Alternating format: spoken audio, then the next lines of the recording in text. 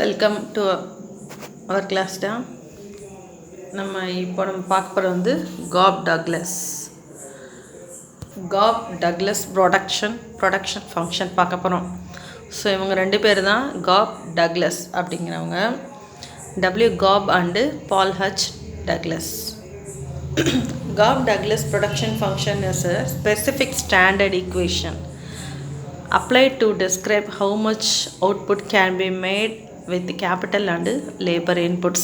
அதாவது கேபிட்டல் லேபரை இந்த ரெண்டு இன்புட்ஸ், ரெண்டு ஃபேக்டர்ஸ் ஆஃப் ப்ரொடக்ஷனை வச்சுக்கிட்டு எவ்வளோ அவுட்புட் கொடுக்க முடியும் அப்படிங்கிறத சொல்லக்கூடிய ஒரு ஸ்டாண்டர்ட் ஈக்குவேஷன் தான் காப் டக்லஸ் ப்ரொடக்ஷன்னு சொல்கிறது. இந்த ப்ரொடக்ஷன் ஃபங்க்ஷன் எப்படி உருவாக்கியிருக்காங்கன்னா, ரெண்டு பேரும் இண்டஸ்ட்ரீஸில் வேலை பார்த்துருக்காங்க, மேனுஃபேக்சரிங் இண்டஸ்ட்ரீஸில். ஸோ அவங்க மேனுஃபேக்சரிங் இண்டஸ்ட்ரீஸில் வந்துட்டு ஒரு குறிப்பிட்ட காலத்தில் ஒரு பர்டிகுலர் பீரியடில் எவ்வளோ உற்பத்தி பண்ணுறாங்க அப்படிங்கிறத டைரக்ட் எக்ஸ்பீரியன்ஸில் இந்த ப்ரொடக்ஷன் ஃபங்க்ஷனை உருவாக்கியிருக்காங்க. ஸோ இந்த ப்ரொடக்ஷன் ஃபங்க்ஷனை தான் டெவலப்பிங் நேஷன்லையும் மாடர்ன் நேஷன்லேயும் யூஸ் பண்ணிகிட்டு இருக்காங்க. So the Cobb Douglas production was developed by Charles W. Gobb and Paul H. Douglas based on their empirical and of American manufacturing industry. அமெரிக்காவில் இருக்கக்கூடிய நேரடி உற்பத்தி தொழிற்சாலைகள், அதாவது அமெரிக்காவில் உள்ள உற்பத்தி தொழிற்சாலைகள் இருக்குல்ல, நேரடியில் அவங்க போய் அங்கே வேலை பார்த்து அந்த அனுபவத்தின் மூலமாக இந்த ப்ரொடக்ஷன் ஃபங்க்ஷனை உருவாக்கியிருக்காங்க. சரியா? ஸோ அடுத்தது it is a linear homogeneous. சரியா? அதாவது இப்போ இந்த ப்ரொடக்ஷன் ஃபங்க்ஷன் வரும்போது எப்படின்னா லீனியர் ஸ்ட்ரைட் லைனாக வரையக்கூடியது. ஹோமோஜீனியஸ் ப்ரொடக்ஷன் ஃபங்க்ஷன் வந்துட்டு ஸ்ட்ரைட் லைனில் வரையக்கூடியது. அதாவது என்ன சொல்ல வராங்க அப்படின்னா, ஹோமோஜீனியஸ்னால் ஒரு தன்மையுடைய, ஒத்த தன்மையுடையது. சரியா? ஸ்ட்ரைட் லைனாக வரையக்கூடிய ஒரு ப்ரொடக்ஷன் ஃபங்க்ஷன் தான். ஸோ இதுக்கு என்ன அர்த்தம் அப்படின்னா, factors of production, labour, capital, சரியா, அதை வந்து சப்ஸ்டியூட் பண்ணியிருக்காங்க. ஸோ அதை ஒரு பர்டிகுலர் ரெண்டு ஃபேக்டர்ஸ் ஆஃப் ப்ரொடக்ஷனை வந்து சப்ஸ்டியூட் பண்ண முடியும் அப்படிங்கிறத சொல்கிறது தான் இந்த லீனியர் ஹோமோஜீனியஸ் ஃபங்க்ஷனில் சொல்லக்கூடியது. The Cobb Douglas production function can be expressed as follows. Quantity is equal to AL alpha K power of beta, where Q equal to output, A is equal to positive constant, K equal to capital, L equal to labor. A, alpha and beta are positive fractions showing the elasticity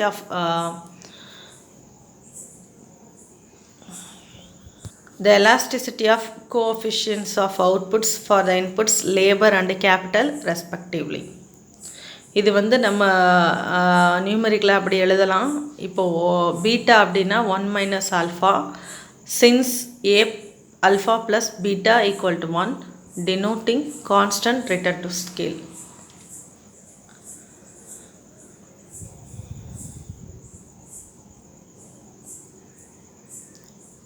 Cobb Douglas production function என்ன சொல்கிறாங்கன்னு பாரு. Alpha plus beta is equal to 1. அது வந்து constant returns. Alpha plus beta less than 1, diminishing returns. Alpha plus beta greater than 1, increasing returns to scale. நம்ம பார்த்தோம் இல்லையா, law of return to scale பார்த்தோம்ல, அதுதான். இப்போ 1% வந்து இன்புட் இருக்குது, அவுட்புட் வந்து மோர் தென் 1% இருந்தால் அது இன்க்ரீஸிங். சரியா? ஸோ அதுதான் இப்போ வந்து நம்ம நியூமெரிக்கல் எழுதியிருக்கோம். ஸோ இது அதே போல் 1% வந்து இன்புட் இருக்குது, லெஸ் தென் 1% அவுட்புட் இருந்தால் அதை டிமினிஷிங் ரேட் ஆஃப் இண்டஸ்ட்ரிங் பார்த்துருக்கோம். 1% இன்புட்டு, அவுட்புட்டு 1% இருந்துச்சுன்னா அது கான்ஸ்டன்ட்டு. இந்த ப்ரொடக்ஷன் ஃபங்க்ஷன் என்ன சொல்லுது அப்படின்னா, காப் டக்லஸோட ப்ரொடக்ஷன் ஃபங்க்ஷன் வந்து என்ன ப்ரிசைஸ் பண்ணுறாங்கன்னா, இந்த கான்ஸ்டன்ட் ரிட்டர்ன் டெஸ்ட் போல தான் இன்ஸ்டேட் பண்ணுறாங்க. இதை எம்பசைஸ் பண்ணுறாங்கன்னா இந்த கான்ஸ்டன்ட் ரிட்டர்ன் டெஸ்ட்டை தான் எம்பசைஸ் பண்ணுறாங்க. அப்போ இப்போ என்ன அப்படின்னா, ஃபேக்டர்ஸாக வரக்கூடிய இனிஷியல் ப்ரொபோர்ஷனேட் என்னவோ அதே அளவு தான் அவுட்புட் இன்ஃபெக்ஸில் இருக்கக்கூடிய ப்ரொபஸ்டேட்டினுடைய இன்ஃப்ளூஷன் இருக்கும் அப்படிங்கிறாங்க. அதாவது இன்புட் எந்த அளவோ அதே அளவு தான் அவுட்புட்டு. இப்போ 1% இன்புட்னா அவுட்புட் எவ்வளோ பர்சன்டேஜ்னா அதுதான் பாசிட்டிவ், அப்படி தான் இருக்க முடியும் அப்படின்னு சொல்கிறாங்க. இதுதான் எல்லா நாடுகளையும் வளர்கிற நாடுகளையும் இருக்குது. ஜிடிபி ஸோ வளர்ந்த நாடுகளாக இருக்கட்டும், ஜிடிபி இதாக இருக்கக்கூடிய நாடுகளாக இருக்கட்டும், எல்லாமே எடுத்துக்கொள்ளக்கூடிய ஒரு ப்ரொடக்ஷன் ஃபங்க்ஷன் தான் function to return to scale சொல்லக்கூடிய காப் டாக்லஸ் ப்ரொடக்ஷன் சொல்லக்கூடியது. இப்போ 2 ஃபேக்டர்ஸ் தான் இதை நம்ம பயன்படுத்துகிறோம், லேபர் அண்டு கேபிட்டல். இது அவருடைய மேனுஃபேக்சரிங் இண்டஸ்ட்ரீஸில் அவருடைய டைரக்ட் எக்ஸ்பென்சிவ் மூலமாக உருவாக்குனது அப்படின்னு சொல்லியிருக்கிறாங்க. இது 2 ஃபேக்டர் கொடுத்துருக்காங்க, லேபர் அண்டு கேபிட்டல். இப்போ ப்ரொடக்ஷன் நடக்கணும்னா என்ன பண்ணிக்கணும், 2 ஃபேக்டர்ஸும் இருக்கும். Only 2 factors. Labour contributes 3/4 of production, capital contributes 1/4 of production. So production பண்ணனா லேபர் 3/4 இருக்கணும், 4ல் 3 பங்கு இருக்கணும். கேபிட்டல் பார்த்திங்கன்னா 4ல் 1 பங்கு இருக்கணும். ஸோ இருந்தால் தான் production possibility. So the elasticity of substitution கேட்டிங்கன்னா த ஃபேக்டர்ஸ் ஈக்குவல் டு, அப்போ சப்ஸ்டியூஷனுடைய எலாஸ்டிசிட்டி 2 ஃபேக்டர்ஸ் தான். ஸோ லேபர் கேபிட்டலுடையது எலாஸ்டிசிட்டி என்ன வரும்னா ஈக்குவல் டு 1 இருக்கும். அதான் constant return to test. So இதான் காப் டாக்லஸ் ப்ரொடக்ஷன் ஃபங்க்ஷன்னு சொல்லக்கூடியது. அடுத்ததாக நம்ம பார்க்க போகிறது லா ஆஃப் சப்ளை. அடுத்த டாபிக் லா ஆஃப் சப்ளை. சப்ளைனா தமிழில் அளிப்புன்னு சொல்லுவாங்க, கொடுக்கறது. சரியா? ஸோ இப்போ லா ஆஃப் சப்ளை ஒன்றுமே இல்லை, லா ஆஃப் டிமாண்ட் பார்த்தோம் இல்லையா? ஸோ லா ஆஃப் டிமாண்ட்ன்றது ப்ரைஸுக்கும் டிமாண்டினுடைய குவான்டிட்டி டிமாண்டுக்கும் இடையில் இருக்கக்கூடிய ரிலேஷன்ஷிப். ஸோ இது என்னது இன்வர்ஸ் ரிலேஷன்ஷிப் இல்லாட்டி நெகட்டிவ் ரிலேஷன்ஷிப்னு பார்த்தோம். அதுக்கு அப்படியே ஆப்போசிட் லா ஆஃப் சப்ளைன்றது அப்படியே ஆப்போசிட். இங்கே ப்ரைஸுக்கும் குவான்டிட்டி சப்ளைக்கும், இங்கே ப்ரைஸுக்கும் குவான்டிட்டி சப்ளைடுக்கும் இடையே இருக்கக்கூடிய ரிலேஷன்ஷிப், அதாவது டைரக்ட் ரிலேஷன்ஷிப் நல்லா புரிஞ்சுக்கணும். ஸோ லா ஆஃப் டிமாண்ட் படிக்கும்போது இன்டைரக்ட் ரிலேஷன்ஷிப்பு, ரிவர்ஸ் ரிலேஷன்ஷிப்னு படிச்சிருக்கோம். அதாவது ப்ரைஸ் ஆஃப் ப்ராடக்ட் இன்க்ரீஸ் ஆச்சுன்னா குவான்டிட்டி டிமாண்ட் என்ன செய்யும், டிக்ரீஸ் ஆகும்னு பார்த்தோம். சரியா? ப்ரைஸ் அதிகமாக போனால் குவான்டிட்டி டிமாண்ட் குறையும். ஸோ ப்ரைஸ் குறைஞ்சா குவான்டிட்டி டிமாண்ட் அதிகமாக. இது லா ஆஃப் டிமாண்ட். இதுக்கு அப்படியே ஆப்போசிட் தான் law of supply. Law of supply ஒரு ப்ராடக்டுடைய ப்ரைஸ் ரைஸ் ஆச்சுன்னு சொன்னால் அந்த ப்ராடக்டை சப்ளையும் அதிகமாகும். சரி, அந்த ப்ராடக்டினுடைய ஒரு கம்மாடிட்டினுடைய ப்ரைஸ் குறையுதுன்னா அந்த கம்மாடிட்டினுடைய சப்ளை குறையும். ஸோ டைரக்ட் ரிலேஷன்ஷிப், ப்ரைஸ் அதிகமான சப்ளை அதிகமாகும், ப்ரைஸ் குறைஞ்சா சப்ளையும் குறையும். சரியா? ஸோ டைரக்ட் ரிலேஷன்ஷிப்பை சொல்கிறது தான் லா ஆஃப் சப்ளை. அப்போது ப்ரைஸ் ஆஃப் குட்ஸுக்கும் சப்ளை ஆஃப் குட்ஸுக்கும் உள்ள டைரக்ட் ரிலேஷன்ஷிப்பை சொல்கிறது தான் லா ஆஃப் சப்ளை. பாரு, டெஃபனிஷனும் என்ன டெஃபனிஷன் கொடுத்துருக்காங்கன்னா, விஷயம் என்னென்னு பாரு. Other things remaining the same if the price of commodity is increase, its quantity supplied increases, and if the price of a commodity decreases, quantity supplied also decreases. விலை அதிகமானா supply அதிகமாகும், விலை குறைஞ்சா சப்ளையும் குறையும். Supply function. இப்போ supply எதை சார்ந்திருக்கு அப்படின்னா, supply of commodity depends on the factors such as price of commodity. கமாடிட்டியோட ப்ரைஸ் அதுதான் மெயின் டிட்டர்மினன்ட்ஸ். ஆனால் ப்ரைஸ் மட்டுமே கிடையாது, இன்னும் இருக்குது பாரு. Price of labour, price of capital, the state of technology, number of firms, prices of related goods and future price expectations and so on. இது போல் ப்ரைஸ் மெயின் டிட்டர்மைன். சரி, லா ஆஃப் சப்ளை படித்தாலும் சரி, லா ஆஃப் டிமாண்ட் படித்தாலும் சரி, main டிட்டர்மெண்ட்ஸ்ன்னு பார்த்தீங்கன்னா price தான். ஆனால் ப்ரைஸ் மட்டுமே டிமாண்டுக்கும் சப்ளைக்கும் காரணமாக இருந்துடாது. சப்ளை ஃபங்க்ஷனுக்கு என்னெல்லாம் காரணமாக இருக்குது? Price of commodity, price of labour, price of capital, the state of technology and number of firms, prices of related goods and future price expectations. So mathematically இது எப்படி எழுதலாம்? Quantities supply is equal to f of px. சரியா? அடுத்தது PR, அதாவது related குட்ஸினுடைய price. அடுத்து PF, பிஎஃப்னா price of future expectations. T, state of technology. ஓன்னா அப்ஜெக்டிவ் த ப்ராடக்ட்ஸு. அடுத்து இ, சரியா, quantity equal to f of price x PR PF PTOE. சரியா, இதுதான் மேத்தமெட்டிக்கல் டேர்மில் எழுதுறது. சரியா, இந்த இடத்துல QSனா என்னன்னு கொடுத்துருக்காங்க பாரு, குவான்டிட்டி சப்ளை ஆஃப் MSSங்கிற கமாடிட்டினுடைய குவான்டிட்டி சப்ளை. PXன்றது என்னது, price of X commodity. PR என்னது, price of related goods. Next PF என்னது, price of factors of production. சரியா, ஆமாம். அடுத்து PF அப்படின்னா price of factors of production. அடுத்து Tன்றது டெக்னாலஜி. ஓங்கிறது அப்ஜெக்டிவ் ஆஃப் த ப்ரொடியூசர்ஸ், உற்பத்தியாளர்களுடைய நோக்கம். ஈங்கிறது expected price of the commodity. இதான் சப்ளை ஃபங்க்ஷனுடைய ஃபார்முலா. இப்படி தான் நீ எழுதணும். எப்படி எழுதுவ, quantity supply equal to PX PR PF TOE. சரியா, அசம்ஷன் பார்க்கலாம். Law of supply is based on the following assumption. There is no change in the prices of factors of production. Factors of production உடைய ப்ரைஸஸில் வந்து changes இருக்கக்கூடாது. There is no change in the price of capital goods. மூலதன பொருட்கள் capital குட்ஸ்னால் என்னது, இப்போ காருங்கிறது consumer goods. காருங்கிறது கன்சியூமர் குட்ஸு. அந்த காரை உருவாக்கக்கூடிய மிஷின் வந்து கேபிட்டல் குட்ஸு. அப்போ அதனுடைய ப்ரைஸில் வந்து சேஞ்சஸ் இருக்கக்கூடாது அப்படிங்கிறாங்க. Natural resources and their available to into the same. இயற்கை வளங்களும் அதனுடைய இருப்பு குணமும் மாறாமல் இருக்கணும்னு சொல்கிறாங்க. Prices of substitute are constant. இப்போ காஃபி இருக்குது அப்படின்னா டீ இருக்குது, டீயோடைய சப்ஸ்டியூட் என்னது, காஃபி. இப்போ அதனுடைய விலை வந்து மாறாமல் இருக்கணும், சப்ஸ்டியூட்டோட விலை மாறாமல் இருக்கணும். So there is no change in technology, டெக்னாலஜிலையும் changes இருக்கக்கூடாதுங்கிறாங்க.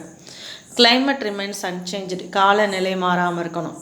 Political situation remain unchanged, அரசியல் சூழ்நிலைகள் மாறாமல் இருக்கணும்.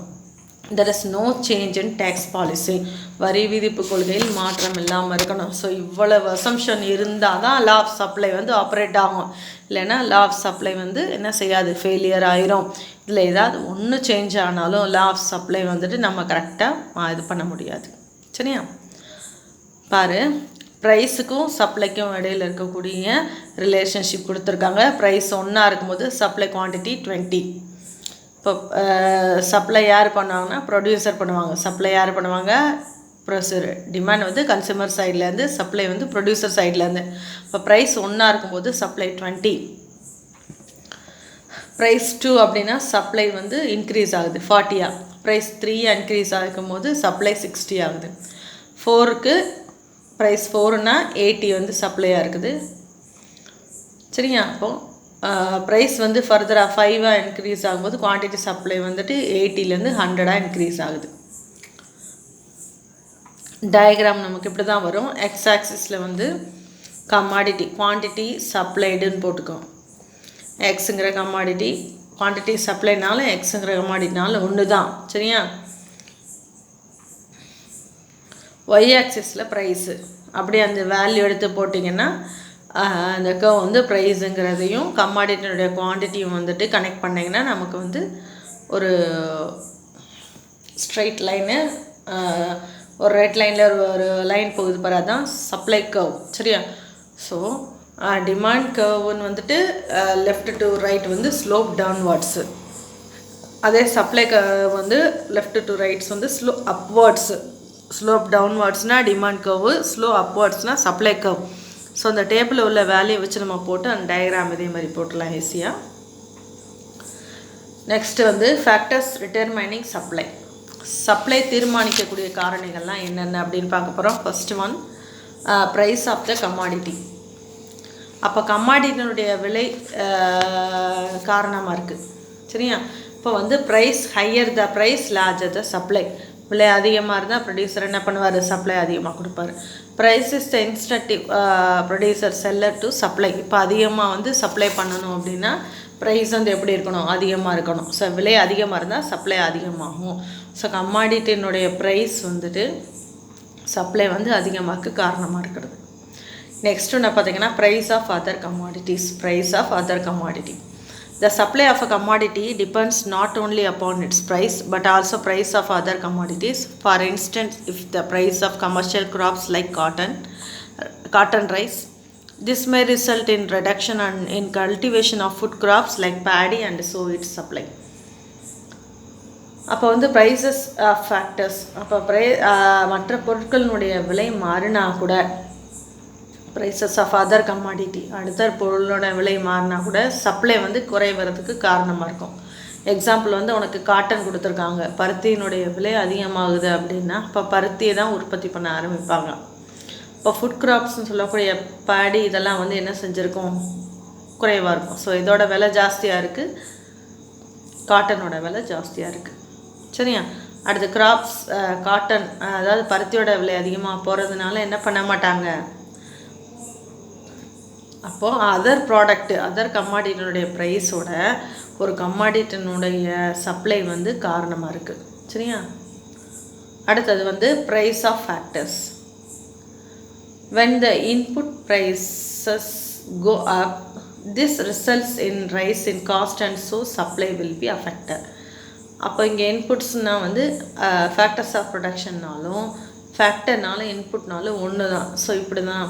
ஸோ ஃபேக்டர்ஸ் ஆஃப் ப்ரொடக்ஷனுடைய விலை உயருது அப்படின்னா அப்போ என்ன ஆகும் அப்படின்னா உற்பத்திக்கான செலவு காஸ்ட் அதிகமாக இருக்கும். காஸ்ட் அதிகமாக போச்சுன்னா ப்ரொடியூசர் அந்த பொருளை வந்து அதிகமாக உற்பத்தி பண்ண மாட்டாங்க. இப்போ சப்ளை வந்து அஃபெக்ட் ஆகும். அப்போ ஃபேக்டர்ஸ் ஆஃப் ப்ரொடக்ஷனுடைய விலை கூட சப்ளை வந்து பாதிக்குது. So price expectation. The expectation over future prices and determine the present supply. If a rise in prices and expected in future, a sellers tend to retain the produce for future sale and so supply is in present market it is remains to. எதிர்காலத்தில் ஒரு பொருளோட விலை அதிகமாகும் அப்படின்னா அதை என்ன பண்ணுவோம், அப்போ நாளைக்கே ஒரு நல்ல வேலை இருக்குதுன்னு வச்சுக்கோவே. ஸோ டக்குன்னு என்ன செய்ய மாட்டேன், பெட்ரோல் வந்து இப்போது இன்றைக்கி 80 ரூபா இருக்கக்கூடிய பெட்ரோல் நாளைக்கு 85 ஆகுது அப்படின்னா என்ன செய்வோம், பெட்ரோலை வாங்கி வைப்போம்னு நினைப்போம். ஸோ என்ன பண்ணுவோம் அப்படின்னா அந்த பொருளை வந்து என்ன பண்ணிக்குவோம், ஃப்யூச்சரில் வந்து விலை அதிகமாகுது அப்படின்னா அதுக்கான சப்ளை வந்து என்ன ஆகுது, சப்ளை அதிகப்படுத்துவாங்க. சரியா? இல்லைனா என்ன பண்ணுவாங்க, அதை விட உற்பத்தி பண்ணும்போது அந்த விலை அதிகமாகிற நேரத்தில் அது என்ன செய்கிறது, விற்கிறது. ஸோ எதிர்காலத்தில் விலை அதிகமாகும் அப்படிங்கிற ப்ரைஸ் எக்ஸ்பெக்டேஷன், ஃப்யூச்சர் எக்ஸ்பெக்டேஷனுடைய சப்ளை வந்து அதிகரிக்கிறதுக்கு சான்சஸ் இருக்குது. அடுத்ததாக டெக்னாலஜி. அடுத்தது என்னது, டெக்னாலஜி. இப்போது ஒரு டெக்னாலஜியால் தான் இன்றைக்கி ப்ரொடக்ஷன் லெவல் வந்து அதிகமாக இருக்குது. சரியா? ப்ரொடக்ஷன் இன்றைக்கி நம்ம அதிகமாக கொடுக்க முடியுது அப்படின்னா அதுக்கு காரணம் டெக்னாலஜி. முன்னாடியெல்லாம் பார்த்திங்கன்னா ஹார்வெஸ்டிங் அப்போ முன்னாடியே 2 நாளைக்கு முன்னாடியே டீ வச்சு சாப்பாடு மதியம் எல்லாம் ரெடி பண்ணி வச்சுட்டு அது ஒரு பெரிய விஷயமா இருந்துச்சு. இப்போ ஹார்வெஸ்டிங் மிஷின் இப்போ நம்ம ஃபோன் பண்ணுறாங்க, 1 ஹவருக்கு இவ்வளோதான்னு கொடுக்குறாங்க, ஒரு ஏக்கருக்கு எவ்வளோன்னு சொல்லிட்டு கேட்டுட்டு செஞ்சுட்டு உடனே கிளம்புறாங்க. ஸோ செலவும் குறையுது, வேலையும் சீக்கிரம் முடிஞ்சுது. ஸோ டெக்னாலஜி யூஸ் பண்ணுறதுனால காஸ்ட் வந்து குறையுது, சப்ளை லெவல் வந்து இன்க்ரீஸ் ஆகுது. இப்போ டெக்னாலஜி நம்ம யூஸ் பண்ணுறதுனால சப்ளை அதிகரிக்குது. சப்ளை தீர்மானிக்கிறதுல இந்த டெக்னாலஜி வந்து ஒரு இம்பார்ட்டன்ட் ரோலாக இருக்குது. அடுத்ததாக தான் natural factors. In agriculture natural factors like monsoon climate etc. play a vital role in determining production. இப்போ அக்ரிகல்ச்சரை மட்டும் எடுத்துக்கிட்டேன் அப்படின்னா அங்கே என்ன செய்யணும், தன்னுடைய காலநிலை வந்து கரெக்டாக இருக்கணும் இல்லையா? இப்போது இயற்கை வளங்களும் சப்ளை அதிகரிக்கிறதுக்கு அறுவடை நேரத்தில் வந்து இப்போ மழை பெய்யுதுன்னு வச்சுக்கோமே, ஸோ எல்லாத்தையும் என்ன பண்ணிடும், வேஸ்ட் பண்ணிடும். ஸோ நேச்சுரல் ரிசோர்ஸ் கூட நம்மளுக்கு சப்ளை வந்து குறைக்கிறதுக்கு அதிகமாகிறதுக்கும் காரணமாக இருக்குது. அடுத்ததாக discovery of new raw materials. Discovery of new raw materials. The discovery of new raw materials at cheap of and high quality tends to increase supply of the product. இப்போ புதுசாக ஒரு ரா மெட்டீரியல் மிக குறைந்த விலையில் கிடைக்குதுன்னு வச்சுக்கவே, நம்ம என்ன பண்ண முடியும், அது ஒரு நல்ல தரமான பொருளை நம்ம கொடுக்க முடியும். ஏன்னா ரா மெட்டீரியல் வந்து குறைவாக கிடைக்கிது. அப்போ நம்ம ஒரு தரமான பொருளை வந்து உற்பத்தி பண்ண முடியும், அதே நேரத்தில் சப்ளை வந்துட்டு இன்க்ரீஸ் பண்ண முடியும்.